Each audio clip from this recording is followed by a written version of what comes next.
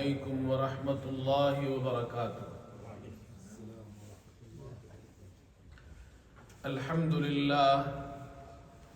للہ نحمده ونستعینه ونستغفره ونؤمن به ونتوکل علیہ ونعوذ باللہ من شرور انفسنا ومن سیئات اعمالنا من يهده اللہ فلا مضل له ومن يضلله فلا هادی له ونشهد أن لا إله إلا الله وحده لا شريك له ونشهد أن سيدنا وحبيبنا ومولانا محمدا عبده ورسوله صلى الله تعالى على خير خلقه محمد وآله وأصحابه أجمعين، أما بعد فأعوذ بالله من الشيطان الرجيم، بسم الله الرحمن الرحيم۔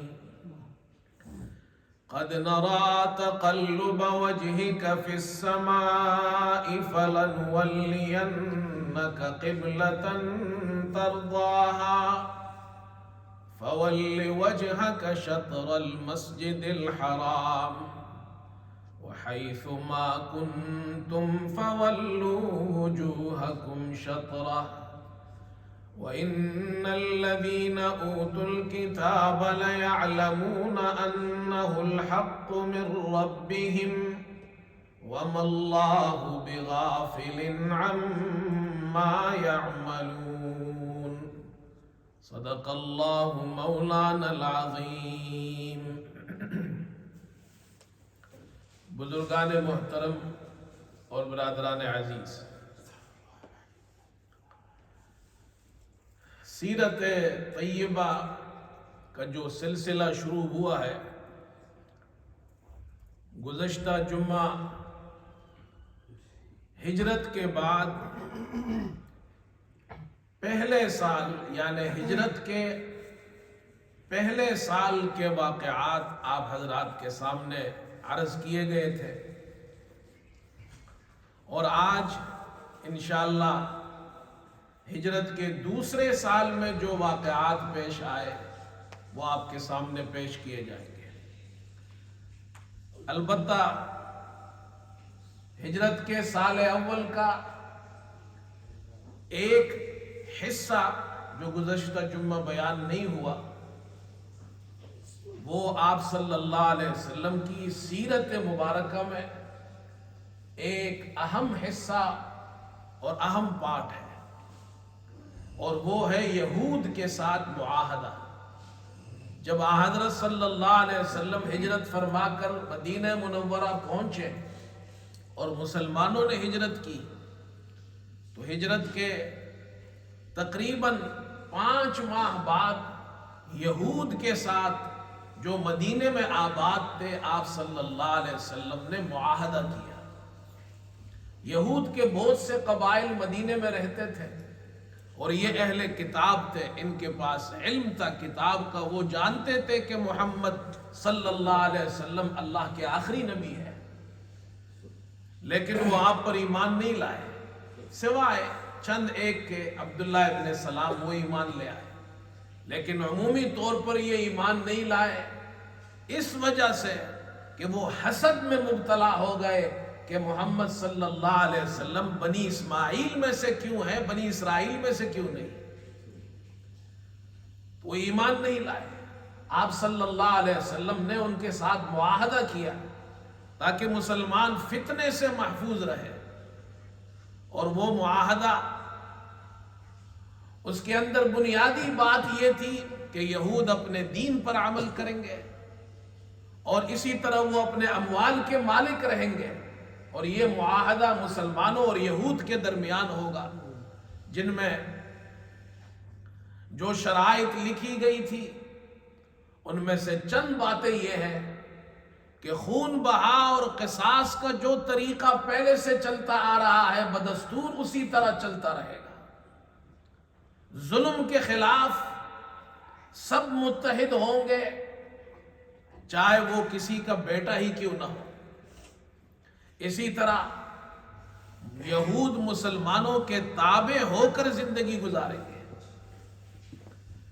کسی کو اس کی اجازت نہیں ہوگی کسی کافر کو کہ وہ مسلمانوں کے مقابلے میں قریش کی مدد کرے۔ اگر کوئی دشمن حضرت صلی اللہ علیہ وسلم پر و مسلمانوں پر مدینہ منورہ میں حملہ کرتا ہے تو یہ یہود مسلمانوں کا ساتھ دیں گے۔ اس طرح کے شرائط ہیں۔ یہ معاہدہ لکھا گیا اور اس کا لب لباب یہ ہے کہ محمد صلی اللہ علیہ وسلم مسلمہ حاکم ہوں گے، مسلمانوں کے بھی ہوں گے، یہود کے بھی ہوں گے، اور جو اختلاف واقع ہوگا اس کا فیصلہ محمد صلی اللہ علیہ وسلم کریں گے۔ یہود تابع ہو کر وہاں رہیں گے، اپنے دین پر عمل پیرا ہوں گے، انہیں ان کے دین سے نہیں روکا جائے گا، وہ اپنے زمینوں اور اموال کے مالک ہوں گے، وہ ان سے نہیں چھینی جائے گی۔ اس طریقے سے یہ معاہدہ طے ہوا۔ ہجرت کا دوسرا سال شروع ہوا تو بعض علماء فرماتے ہیں کہ آذان کا آغاز ہجرت کے دوسرے سال میں ہوا ہے۔ البتہ بعض علماء کی رائے یہ ہے کہ ہجرت کے پہلے سال آذان کا آغاز ہوا۔ معراج کے موقع پر اللہ تعالیٰ نے 5 نمازیں فرض فرمائی۔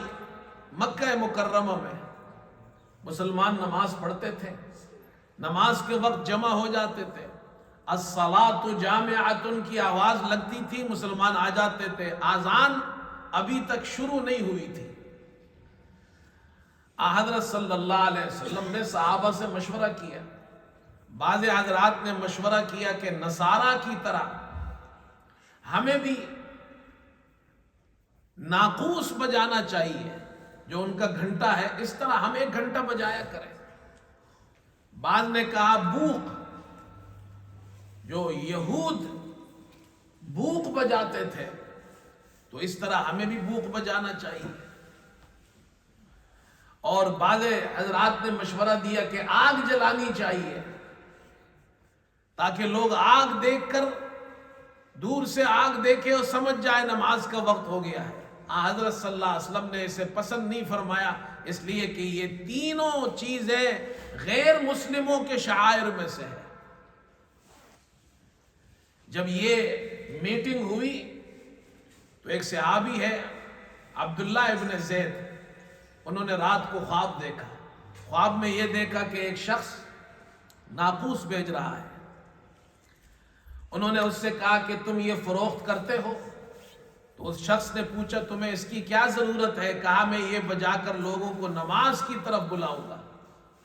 تو اس بزرگ نے کہا جو خواب میں نظر آئے تھے کہ میں تمہیں اس سے اچھے کلمات نہ بتاؤں، تم وہ کلمات کہہ کر لوگوں کو نماز کی طرف بلاؤ۔ اور پھر انہوں نے خواب کے اندر صحابی رسول کو آذان کے کلمات سکھائے، اللہ اکبر اللہ اکبر اللہ اکبر اللہ اکبر لا الہ الا اللہ تک، اور پھر کچھ فاصلے پر کھڑے ہو کر اقامت کے کلمات سکھائے۔ جب یہ بیدار ہوئے آپ صلی اللہ علیہ وسلم کی خدمت میں پہنچے، خواب عرض کیا، آپ صلی اللہ علیہ وسلم نے فرمایا یہ سچا خواب ہے۔ اور آپ نے حضرت عبداللہ ابن زید سے کہا کہ تم جا کر حضرت بلال کو یہ کلمات سکھاؤ، ان کی آواز اونچی ہے، آذان وہ دیں گے۔ حضرت بلال نے آذان دینا شروع کی۔ حضرت عمر رضی اللہ عنہ گھر میں تھے، آذان کے کلمات سن کر دوڑ پڑے مسجد کی طرف۔ فرمایا اللہ کے رسول، میں نے بھی خواب میں یہی کلمات سنے ہیں، مجھے بتائے گئے ہیں۔ آپ صلی اللہ علیہ وسلم نے اس پر اللہ کا شکر ادا کیا۔ یہاں ایک بات سمجھ لیجئے کہ صحابی رسول نے خواب دیکھا تو خواب تو نبی کا سچا ہوتا ہے، وحی الہی ہوتا ہے، لیکن غیر نبی کا خواب وہ وحی الہی تو نہیں ہو سکتا۔ تو پھر اسے شریعت میں کیسے حجت بنا لیا جائے کہ ایک صحابی نے خواب دیکھا اور اس خواب کی وجہ سے آذان کا حکم ہو گیا؟ تو اس کا جواب یہ ہے کہ صحابی نے خواب دیکھا لیکن اس کی تصدیق محمد صلی اللہ علیہ وسلم نے فرمائی ہے. آپ اللہ کے نبی ہیں، آپ فرما رہے ہیں کہ یہ خواب سچا ہے. آپ کے حکم سے اذان کا آغاز ہوا. اور علماء فرماتے ہیں کہ اللہ تعالیٰ نے آپ پر وحی بھی نازل فرمائی. اس وحی کی وجہ سے آپ صلی اللہ علیہ وسلم نے اذان کا حکم دیا، ساتھ میں یہ خواب والا واقعہ بھی ہو گیا. اب مدینہ منورہ میں حضرت بلال رضی اللہ تعالیٰ عنہ یہ اذان دیتے تھے. اس اذان کے 15 کلمات ہیں. اللہ اکبر 4 مرتبہ ہے. اشہد ان لا الہ الا اللہ 2 مرتبہ. اشہد ان محمد الرسول اللہ 2 مرتبہ، یہ 8 ہو گئے. حی علی الصلاۃ حی علی الفلاح 2 مرتبہ، یہ 12 ہو گئے. اللہ اکبر 14 اور لا الہ الا اللہ 15 کلمات ہے اذان کے. حضرت بلال رضی اللہ عنہ مدینہ منورہ میں یہ اذان دیتے تھے. اور مسجد قباء جس کی تعمیر آپ صلی اللہ علیہ وسلم جب مسجد قباء میں آئے تو مسجد قباء میں جب تشریف لائے ہجرت فرما کر تو مسجد قباء کی تعمیر فرمائی. وہاں حضرت سعد قرظی رضی اللہ تعالیٰ عنہ مؤذن تھے، وہ بھی یہی اذان دیتے تھے 15 کلمات والے. لیکن مکہ مکرمہ میں ابو محذورہ رضی اللہ تعالیٰ عنہ وہ اذان دیتے تھے. مسجد حرام کے مؤذن وہ تھے اور وہ فرماتے ہیں کہ مجھے رسول اللہ صلی اللہ علیہ وسلم نے اذان کے 19 کلمات سکھائے ہیں.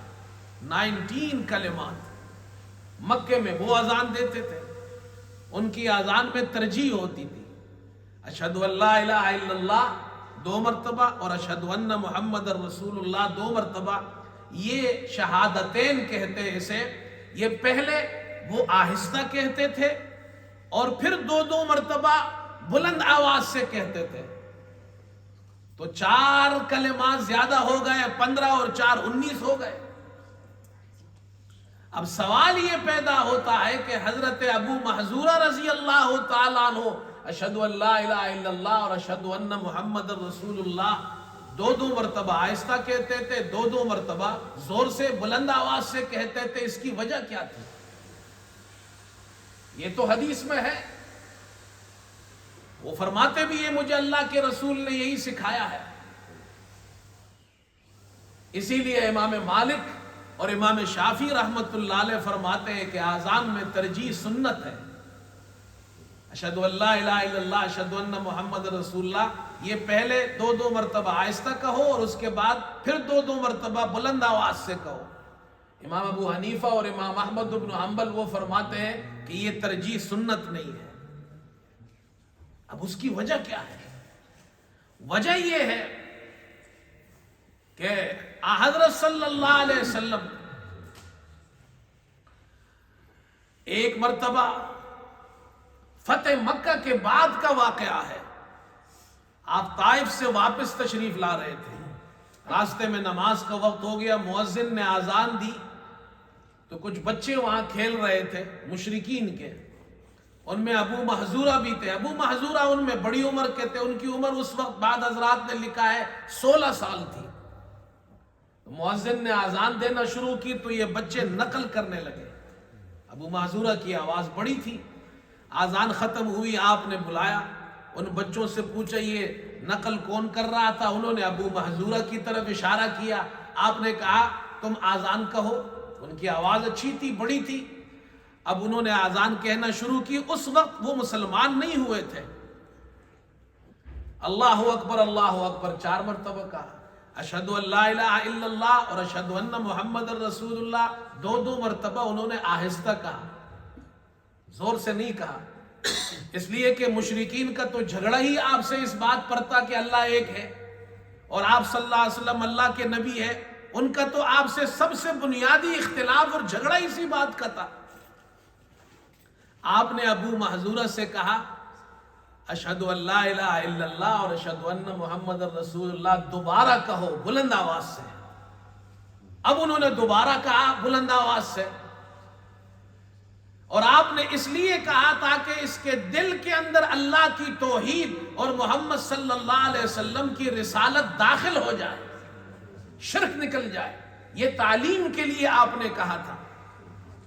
پھر آپ نے ان کی پیشانی پر ہاتھ رکھا، کچھ بال مبارک بھی آ گئے، سینے پر ہاتھ رکھا، برکت کی دعا دی، ابو محذورہ کے دل کو اللہ نے روشن کر دیا، وہ مسلمان ہو گئے اور مسجد حرام کے مؤذن مقرر ہو گئے۔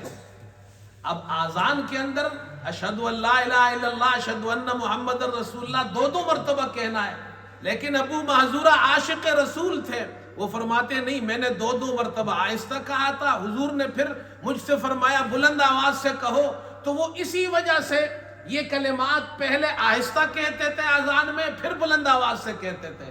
اس طرح ان کی اذان 19 کلمات ہو گئے، وہ اشہد ان لا الہ الا اللہ اشہد ان محمد رسول اللہ کو ریپیٹ کرتے تھے، دو مرتبہ آہستہ، دو مرتبہ بلند آواز سے۔ لیکن امام مالک فرماتے ہیں، امام شافعی فرماتے یہ سنت ہے، امام ابو حنیفہ امام احمد فرماتے ہیں سنت نہیں ہے، وہ تعلیم کے لیے تھا۔ اب آپ کو فرق سمجھ میں آیا؟ حدیث موجود ہے، لیکن امام مالک اور امام شافعی وہ ایک اجتہاد کرتے، امام ابو حنیفہ اور امام احمد ان کا الگ اجتہاد ہے۔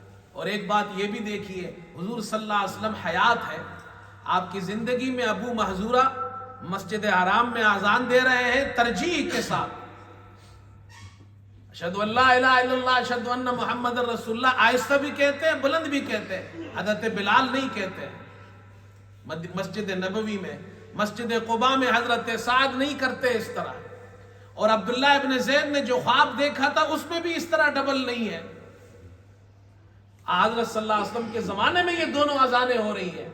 یاد رکھیے حضور صلی اللہ علیہ وسلم کے زمانے میں جو اذان ہوئی، خلفائے راشدین کے زمانے میں جو اذان ہوئی، اللہ اکبر سے شروع ہوتی تھی، لا الہ الا اللہ پر ختم ہوتی تھی، نہ اس کے شروع میں کوئی اضافہ تھا، نہ آخر میں، نہ درمیان میں۔ اب کچھ لوگوں نے اذان کے شروع میں بھی اضافہ کر دیا ہے، اذان کے آخر میں بھی اضافہ کر دیا ہے، کچھ نے درمیان میں اضافہ کر دیا ہے۔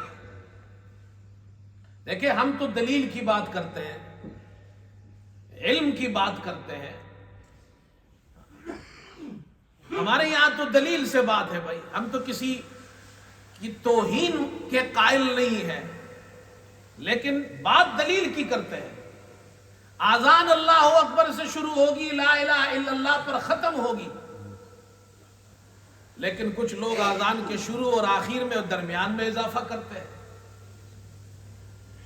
ایک شخص تقریر کر رہا تھا، شیعہ عالم تھا، اب ان کے یہاں اذان کے درمیان میں یہ اضافہ بھی کیا جاتا ہے، اشہد ان علی ولی اللہ ووصی رسول اللہ وخلیفتہم بلا فصل، یہ پڑھتے ہیں 2 مرتبہ، حی علی خیر العمل 2 مرتبہ پڑھتے ہیں، تو اذان کے ساتھ 2 مرتبہ یہ ملائے تو کتنے کلمات ہو گئے؟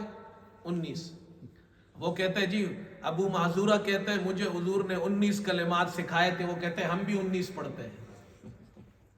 حالانکہ ابو محذورہ 19 کلمات جو پڑھتے تھے اس میں یہ کلمات نہیں پڑھتے تھے۔ ابو محذورہ تو اشہد ان لا الہ الا اللہ اشہد ان محمد رسول اللہ کو ریپیٹ کرتے تھے، 2 مرتبہ آہستہ، 2 مرتبہ بلند، یہ ہے 19 کا معنی۔ پھر وہ کہنے لگے کہ جی حضرت عمر رضی اللہ تعالی عنہ نے بھی تو اذان میں اضافہ کیا تھا، الصلاۃ خیر من النوم کا موطا امام مالک میں روایت ہے، تو اگر ہم نے کوئی بڑھا دیا تو اس سے کیا فرق پڑتا ہے؟ اس کا جواب یہ، حضرت عمر رضی اللہ عنہ نے کوئی اضافہ نہیں کیا ہے، الصلاۃ خیر من النوم۔ ابو داؤد میں روایت ہے حضرت صلی اللہ علیہ وسلم نے ابو محذورہ کو اذان سکھائی اور ابو معذورہ سے فرمایا فجر کی اذان میں الصلاۃ خیر من النوم کہا کرو. اور حضرت عمر کا جو واقعہ ہے موطا میں وہ یہ پیش آیا کہ مؤذن نے فجر کی اذان دی اور اذان دینے کے بعد وہ آئے, دیکھا حضرت عمر رضی اللہ عنہ آرام فرما رہے, سوئے ہوئے ہیں, نیند میں ہیں. تو مؤذن اذان دے چکا ہے, حضرت عمر کو جگانے کے لیے ان کے پاس آیا اور کہا الصلاۃ خیر من النوم, الصلاۃ خیر من النوم. حضرت عمر بیدار ہو گئے. فرمایا بھائی الصلاۃ خیر من النوم وہ آذان کی جگہ کہا کرو، کسی کو اٹھانے کے لیے الصلاۃ خیر من النوم کہنے کی اجازت نہیں ہے۔ یہ معنی ہے الصلاۃ خیر من النوم۔ حضرت عمر نے اس کو ایجاد نہیں کیا اپنی طرف سے، وہ تو اللہ کے رسول صلی اللہ علیہ وسلم نے فرمایا تھا۔ بہرحال آذان کا آغاز ہو گیا۔ اسی طرح ایک واقعہ ہجرت کے 16 اور 17 مہینے بعد پیش آیا، ہجرت کے دوسرے سال۔ حضرت صلی اللہ علیہ وسلم جب ہجرت فرما کر مدینہ منورہ تشریف لائے تو آپ بیت المقدس کی طرف رخ کر کے نماز پڑھتے تھے۔ 16 یا 17 مہینے آپ نے بیت المقدس کی طرف رخ کر کے نماز پڑھی، لیکن آپ کا دل یہ چاہتا تھا کہ بیت اللہ کی طرف رخ کر کے نماز پڑھے۔ تو 16 یا 17 مہینے بعد اللہ کا حکم نازل ہوا، فرمایا قد نرى تقلب وجهك في السماء فلنولينك قبلة ترضاها فول وجهك شطر المسجد الحرام۔ اللہ تعالیٰ اپنے نبی سے فرما رہے ہیں آپ کا چہرہ مبارک، آپ کا منہ مبارک آسمان کی طرف بار بار اٹھنا ہم دیکھ رہے ہیں۔ اللہ کے رسول صلی اللہ علیہ وسلم اوپر دیکھتے تھے کہ وہی آ جائے، بیت اللہ قبلہ بن جائے، بار بار اوپر دیکھتے تھے۔ اے ہمارے رسول، ہم آپ کا چہرہ بار بار آسمان کی طرف اٹھنا دیکھ رہے ہیں، ہم آپ کو اس قبلے کی طرف پھیر دیں گے جو آپ کو پسند ہے۔ فَوَلِّ وَجْهَكَ شَطْرَ الْمَسْجِدِ الْحَرَامِ، اب آپ مسجد حرام کی طرف رخ کر کے نماز پڑھیے۔ چنانچہ بخاری شریف کی روایت ہے، براء ابن عازب فرماتے آپ صلی اللہ علیہ وسلم پر جب یہ اللہ کی طرف سے وحی آئی اور بیت المقدس سے قبلہ تبدیل ہو کر بیت اللہ قبلہ بن گیا تو آپ نے عصر کی نماز بیت اللہ کی طرف، مکے کی طرف رخ کر کے پڑھائی۔ یہ بخاری میں روایت ہے۔ اور جب صحابہ یہاں سے نماز پڑھ کے نکلے تو ایک صحابی ایک مسجد کے پاس سے گزرے، بنی حارثہ کی مسجد تھی، وہ لوگ عصر کی نماز پڑھ رہے تھے ابھی بیت المقدس کی طرف رخ کر کے۔ تو ان صحابی نے جب دیکھا کہ یہ بیت المقدس کی طرف رخ کر کے نماز پڑھ رہے تو انہوں نے باہر سے آواز دی اور فرمایا کہ میں گواہی دیتا ہوں اس بات کی کہ محمد صلی اللہ علیہ وسلم کے پیچھے میں نے ابھی عصر کی نماز مکے کی طرف رخ کر کے پڑھی ہے۔ اب مدینے کے اندر قبلہ جنوب کی طرف ہے اور اس وقت وہ بیت اللہ یعنی قبلہ بیت اللہ جو ہے وہ جنوب کی طرف ہے، اس وقت بیت المقدس ان کے بالکل اپوزٹ پیچھے تھا۔ آپ یوں سمجھے کہ وہ لوگ اس طرف نماز پڑھ رہے تھے۔ جب یہ صحابی نے باہر سے آواز دی تو امام صاحب تو وہاں کھڑے تھے، اس کے پیچھے ان کے پیچھے مرد کھڑے تھے، یہاں آخر میں عورتیں کھڑی تھی۔ نماز کے اندر جیسے ہی انہوں نے سنا کہ اللہ تعالیٰ نے قبلہ تبدیل کر دیا ہے اور محمد صلی اللہ علیہ وسلم نے نماز بیت اللہ مکے کی طرف رخ کر کے پڑھی ہے تو امام صاحب وہاں سے اپنی جگہ سے انہوں نے اپنا رخ تبدیل کیا اور وہ اس طرف مڑتے گئے اور وہ یہاں آ کر کھڑے ہو گئے نماز کے اندر ہی۔ جیسے ہی امام مڑ رہا ہے مقتدی بھی اس کے ساتھ مڑ رہے ہیں، مرد بھی مڑ رہے ہیں، عورتیں بھی مڑ رہی ہیں، یہ مڑتے امام ادھر آ گیا، امام ایسے کھڑا ہو گیا، امام یہاں کھڑا ہو گیا، مرد یہاں کھڑے ہو گئے، عورتیں پیچھے چلی گئی۔ اب عورتیں اس جگہ کھڑی ہیں جہاں مرد کھڑے تھے اور مرد اس جگہ کھڑے ہیں جہاں پہلے عورتیں کھڑی تھی۔ یہ چینجز نماز کے اندر ہوئی ہے۔ اللہ اکبر، یہ تھے صحابہ، اللہ کے حکم پر ایسے عمل کرنے والے لوگ تھے۔ آج بھی آپ جائیں مسجد قبلتین، دو قبلوں والی مسجد، اس کو مسجد قبلتین اسی لیے کہا جاتا ہے کہ وہاں ایسی نماز پڑھی گئی ہے جو دو قبلوں کی طرف پڑھی گئی ہے۔ اور مسجد قباء تھوڑا سا مدینے سے باہر تھا، تو وہاں کے لوگوں کو فجر کی نماز میں پتہ چلا. یہاں بنی حارثہ کو تو عصر میں پتہ چل گیا، اور قبا والوں کو فجر کی نماز پڑھ رہے تھے. عبداللہ ابن عمر کی روایت بخاری مسلم میں کہ ایک صحابی وہاں سے گزرے اور انہوں نے دیکھا لوگ ابھی فجر کی نماز پڑھ رہے ہیں. انہوں نے پڑھ لی تھی اپنی نماز، ان کو پتہ تھا کہ قبلہ تبدیل ہو گیا ہے. انہوں نے دیکھا قبا والے بیت المقدس کی طرف رخ کر کے نماز پڑھ رہے ہیں، تو انہوں نے آواز لگائی کہ محمد صلی اللہ علیہ وسلم پر اللہ کی طرف سے قرآن نازل ہوا ہے اور آپ کو بیت اللہ کی طرف رخ کر کے نماز پڑھنے کا حکم دیا ہے. آپ نے اس طرف رخ کر کے نماز پڑھی ہے، تم بھی مکے کی طرف رخ کر کے نماز پڑھو. چنانچہ یہاں بھی فجر کی نماز میں انہوں نے ویسے ہی تبدیلی کی جیسے وہاں عصر والوں نے کی تھی. یہ ہے تحویل قبلہ، اس کو کہتے ہیں. لیکن میں آپ کو ایک بات بتانا چاہتا ہوں. قرآن پاک میں سورہ بقرہ میں دوسرا سپارہ شروع ہوتا ہے، اللہ نے یہی موضوع شروع کیا ہے تحویل قبلہ کا. سَيَقُولُ السُّفَهَاءُ مِنَ النَّاسِ مَا وَلَّاهُمْ عَنْ قِبْلَتِهِمُ الَّتِي كَانُوا عَلَيْهَا. یہ بیوقوف لوگ کہیں گے، مسلمانوں سے یہ اعتراض کریں گے، جس قبلے پر تم تھے کس چیز نے تمہیں تمہارے قبلے سے پھیر دیا؟ تم تو بیت المقدس کی طرف رخ کر کے نماز پڑھتے تھے، اب بیت اللہ کی طرف رخ کر کے کیوں پڑھتے ہو؟ اللہ تعالیٰ فرماتے ہیں مشرق مغرب سب اللہ کا ہے، اللہ جہاں حکم دے وہاں نماز پڑھو. اور پھر فرمایا مسجد حرام کی طرف رخ کر کے نماز پڑھو. اب ایک بات تو آپ کو سمجھ میں آ گئی، بیت اللہ کے طرف رخ کر کے نماز پڑھنے کا حکم قرآن میں ہے. بولو بھائی ہے یا نہیں ہے؟ قرآن میں ہے، نص موجود ہے.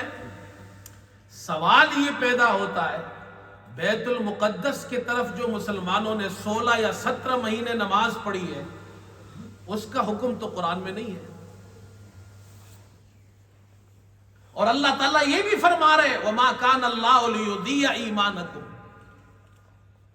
تمہارے ایمان کو یعنی تمہاری نماز کو اللہ ضائع نہیں کرے گا. جو تم نے 16-17 ماہ بیت المقدس کے طرف رخ کر کے نماز پڑھی ہے، اللہ اسے بھی ضائع نہیں کرے گا، اس کا ثواب تمہیں ملے گا. سوال یہ پیدا ہوتا ہے بیت المقدس کا حکم قرآن میں نہیں ہے، کہاں ہے؟ اس کا جواب یہ ہے بیت المقدس کی طرف جو مسلمان نماز پڑھتے تھے اس کا حکم حدیث میں ہے. حضرت صلی اللہ علیہ وسلم نے اس کا حکم دیا تھا. معلوم یہ ہوا جس طرح ہماری شریعت کے اندر قرآن حجت ہے، اسی طرح حدیث بھی حجت ہے. جو لوگ کہتے ہیں جی ہم حدیث کو نہیں مانتے، ان سے سوال یہ ہے کہ قرآن تو یہ کہہ رہا ہے بیت المقدس کی جگہ بیت اللہ کی طرف رخ کر کے نماز پڑھو، لیکن سوال یہ 16-17 مہینے کا حکم تو قرآن میں نہیں ہے بیت المقدس کی طرف نماز پڑھنے کا. وہ تو اللہ کے رسول نے حکم دیا تھا. معنی یہ معلوم یہ ہوا قرآن بھی حجت ہے، حدیث بھی حجت ہے. اب آئی بات سمجھ میں آپ کو؟ یہ تحویل قبلہ کا واقعہ ہے. اسی طرح اس سال کے اندر یعنی ہجرت کے دوسرے سال شعبان کا مہینہ ہے، یہ بھی شعبان کا مہینہ چل رہا ہے. تو شعبان کے مہینے کے آخر میں اللہ تعالیٰ نے حکم نازل فرمایا روزے کا. روزہ بھی فرض ہوا ہجرت کے دوسرے سال. شہر رمضان الذی انزل فیہ القرآن ھدی للناس وبینات من الھدی والفرقان فمن شہد منکم الشہر فلیصم. اللہ نے رمضان میں قرآن نازل کیا اور انسانوں کے لیے ہدایت نامہ ہے اللہ کی طرف سے. اللہ کی طرف سے واضح نشانیاں ہیں ہدایت کی، حق اور باطل میں فرق کرنے والا ہے یہ قرآن. لہذا اے مسلمانوں، تم میں سے جو رمضان کا مہینہ پالے وہ اس میں روزہ رکھے. تو ہجرت کے دوسرے سال رمضان کے روزے فرض ہو گئے. اس سے پہلے 10 محرم کا روزہ رکھنا فرض تھا، لیکن رمضان کے روزے کی فرضیت کے بعد اب 10 محرم کے روزے کی فرضیت ختم ہو گئی. اب جو چاہے رکھے ثواب ملے گا، اسے سنت ہے وہ. اسی طرح ہجرت کے دوسرے سال جب رمضان شروع ہوا تو عید سے 2 دن پہلے، ابھی عید کی نماز کا حکم نہیں آیا تھا، ابھی تو رمضان کا مہینہ شروع ہوا، پہلا روزہ مسلمانوں نے رکھا، ابھی پہلا رمضان تھا، رمضان ختم ہونے میں 2 دن باقی تھے، اللہ تعالیٰ نے عید کی نماز اور صدقہ فطر کو اس کا حکم دے دیا ادا کرنے کا۔ فرمایا قد افلح من تزکا وذکر اسم ربہ فصلی، کامیاب ہو گیا وہ شخص جس نے اپنے آپ کو پاک کیا اور نماز پڑھی۔